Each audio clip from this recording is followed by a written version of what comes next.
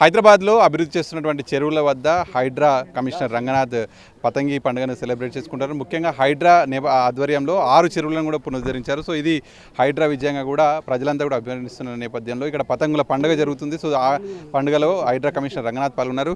సరే, ఏంటి హైడ్రా ఆధ్వర్యంలో ఎన్ని చెరువులు అభివృద్ధి చేశారు, ఇప్పుడు జరుగుతున్నటువంటి పతంగుల పండుగ ఏంటి, మీకు ఈ పతంగి పండుగతో ఉన్నటువంటి బంధం ఏంటి? ఇప్పుడు మీ అందరికీ తెలుసు 6 చెరువుల్ని ఇప్పుడు ఇక్కడ హైదరాబాద్ నగరంలో డెవలప్ చేస్తున్నాము. 6 చెరువులు కూడా ఈ ప్రాంతంలో హైడ్రా గతంలో అంటే ఒక సంవత్సరం క్రితము ఈ ప్రాంతంలో డిమాలిషన్స్ చేసినటువంటి ప్రాంతాలు, డిమాలిషన్స్ కానీ లేకపోతే అక్వైర్ చేసింది బతుకమ్మ గుంట ఫర్ ఇన్స్టెన్స్, అది ల్యాండ్ని ఎవరైతే గ్రాప్ చేశారో వాళ్ళ నుంచి వెనక్కి తీసుకొచ్చి చేసినటువంటి. సో అట్లా ఇక్కడ ఈ ప్రాంతంలో మీరు చూస్తే సెప్టెంబర్ 2024లో ఇక్కడ పెద్ద ఎత్తున కూడా హైడ్రా డిమాలిషన్ చేసింది. అప్పుడు మీ అందరికీ తెలుసు దీంట్లో చాలా పెద్ద ఎత్తున కూడా నిరసనలు అవన్నీ కూడా చేయటము, దీని మీద హైడ్రాని దుమ్మెత్తి పోస్తూ చాలామంది కూడా మాట్లాడటం, ఇదంతా కూడా మనం చూసాం.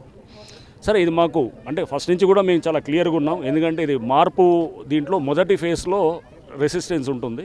క్రమేపీ సెకండ్ ఫేజ్ ఏదైతే మనం ఒకసారి కనుక కన్స్ట్రక్టివ్ యాక్టివిటీ చేయటం అనేది చూపించామో, ఇది ముఖ్యమంత్రి గారు చాలా స్పెసిఫిక్గా మనం ఎక్కడెక్కడ చేసామో డిమాలిషన్స్ అక్కడ చెరువులు త్వరగా చేసి చూపిస్తే కనుక అప్పుడు ప్రజలకి ఎందుకు చేసాం మనం అనేది కూడా అర్థమవుతుందని చెప్పేసి వారు మాకు క్లియర్గా మార్గదర్శనం చేసినప్పుడు దాని మీద మేము వెంటనే ఈ చెరువులు ఆడిటికి కూడా మేము ప్రాజెక్ట్స్ సబ్మిట్ చేసి హెచ్ఎండిఏ ఫండ్స్ తోటి దీన్ని డెవలప్ చేస్తున్నాం అన్నమాట.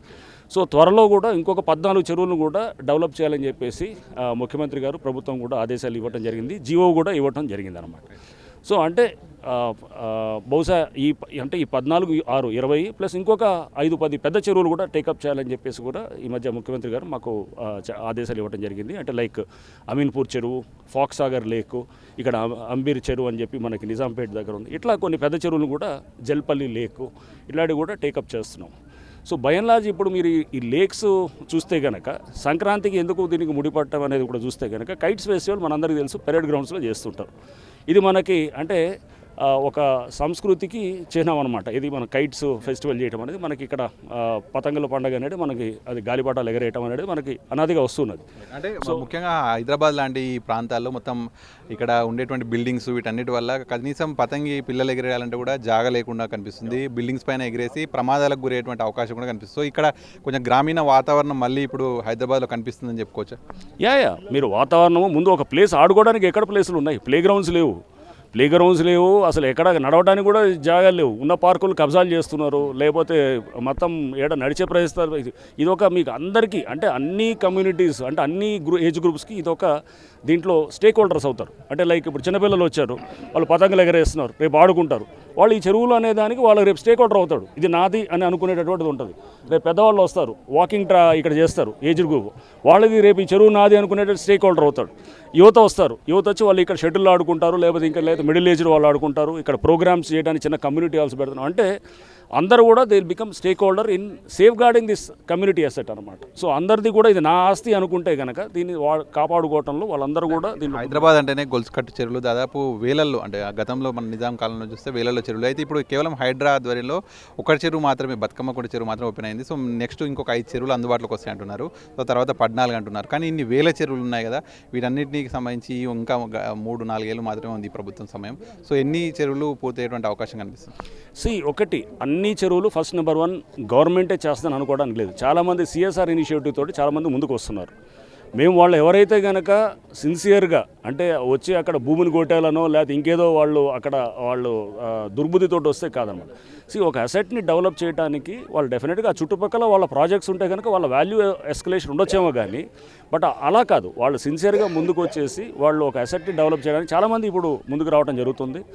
చాలా పెద్ద కంపెనీస్ కూడా వచ్చి వాళ్ళు మాకు లెటర్స్ కూడా ఇచ్చి మేము విల్ బి స్టేక్ హోల్డర్స్ అని చెప్పేసి చెప్తున్నారు. సో మేము తప్పకుండా అట్లాంటి వాళ్ళని ఇన్వైట్ చేస్తాము. అయితే ఇది 1 సంవత్సరం 2 సంవత్సరాలు అయ్యేది కాదు. ఇది బెంగళూరులో 2008 నుంచి లేక్స్ పునరుద్ధరణ చేస్తున్నారు. ఇప్పుడు కొన్ని వందల లేక్స్ చేశారు. అంటే ఇది మనం ఒక 20 years 15 yearsలో ఇది చేసుకుంటూ పోతే కనుక మనం బహుశా మనకున్నటువంటి దాదాపు 1000-1200 చెరువులన్నింటినీ కూడా మనం కంప్లీట్ చేసుకోవచ్చు. అంటే ఒక 15-20 years ఇట్లా ఊరిని వదిలేసి మురికి కూపాల కింద వదిలేయటం బదులు ప్రతి సంవత్సరం ఒక 5, 10, 20 ఏదో చేసుకుంటూ వెళ్ళామనుకోండి, డెఫినెట్గా ఇవన్నీ కూడా ఇప్పుడు క్రియేట్ చేసిన అసెట్ ఏదో 10 ఏళ్ళకు ఉండేది కాదు, ఇది ఈ నెక్స్ట్ 100 ఏళ్ళకు ఉంటుంది అన్నమాట. సో ఈ అసెట్ అనేది రేపు కమ్యూనిటీ అసెట్, 100 ఏళ్ళకు నిలబడే అసెట్. దీనికి మనం చేయాలంటే కనుక ఇప్పుడు మనం అడుగులేయటం మొదలెట్టాము, బహుశా ఇంకొక 10-20 ఏళ్లలో మొత్తం కూడా చెరువుల పునరుద్ధరణ కంప్లీట్ చేస్తాం. కైట్ ఫెస్టివల్ను చూస్తుంటే మీకు ఏమనిపిస్తుంది? మీకు కైట్ ఫెస్టివల్ చిన్నప్పటి నుంచి ఎట్లా సెలబ్రేట్ చేసుకున్నారు? ఆ తర్వాత రాను రాను హైదరాబాద్లో కైట్ ఫెస్టివల్ అంటే ఎట్లా జరిగింది? సో ఇప్పుడు ఈ కైట్ ఫెస్టివల్ చూస్తుంటే ఈ చెరువుల దగ్గర చూస్తుంటే మీకు ఎట్లా అనిపిస్తుంది? చిన్నప్పుడు నేను మా అంత ఫ్రెండ్స్ అందరూ వస్తారు. మనకి సంక్రాంతి అంటే పతంగుల పండుగ ఉంటుంది. సో అందరూ వస్తారు. అందరూ వచ్చినప్పుడు ఇళ్ళ దగ్గరే పైన ఇంటి మీద టెర్రస్ మీద ఎక్కి మేము పతంగులు ఎగరేస్తుండే అన్నట్టు. సో ఈ మాంజాలు ఇవన్నీ పతంగులు ముందు నుంచి 2-3 రోజుల నుంచి తెస్తుండే. ఇప్పుడు చైనీస్ మాంజాలు లేకపోతుండే. అప్పుడు మనం పోయి మన ఇక్కడ లోకల్ మాంజాలు ఎక్కడ ఉంటే అక్కడ ఆ మాంజాలు తెస్తుంటాం. లేకపోతే మనకి మన ఇది ఉన్నాయి కదా, మన ఓల్డ్ సిటీలోకి వెళ్ళి అక్కడ మాంజాలు తీసుకొస్తుండే. కానీ బట్ ఈ చైనీస్ మాంజాలు అనేటి ఈ మధ్య వచ్చిన కాన్సెప్ట్ ఇది. సో అదొక పెద్ద పండగలాగా ఉండేది నిజంగా. ఇప్పుడు పిల్లలు పతంగులు ఎగరేసేటిదే తక్కువైంది. మీరు అన్నట్టు వాళ్ళకి జాగలేదంటే ఉండటానికి ప్రదేశమే లేదు. కాబట్టి క్రమేపీ మార్పు అందరూ సోషల్ మీడియా ఇదేది ఫోన్లలోకి వెళ్ళిపోయినారు. సో అవి కాకుండా ఇప్పుడు రేపు పిల్లలు ఈ గ్రౌండ్ ఇక్కడ ఒకటి క్రియేట్ చేసి పిల్లలు ఆడుకునేటటువంటి విధంగా వాళ్ళకి ప్లే గ్రౌండ్స్ కూడా క్రియేట్ చేస్తాము ఇక్కడ. ఇట్లాంటి ప్లేసెస్లో వాళ్ళు ఆడుకోవడానికి ఆహ్లాదకరంగా, వాళ్ళు బయట ఫిజికల్ యాక్టివిటీ లేక చాలామంది పిల్లలకి కూడా ఇప్పుడు ఫిజికల్ యాక్టివిటీ లేదు. సో ఈ చెరువు అనేది ఊరినే చెరువు ఒకటే డెవలప్ చేయట్లేదు.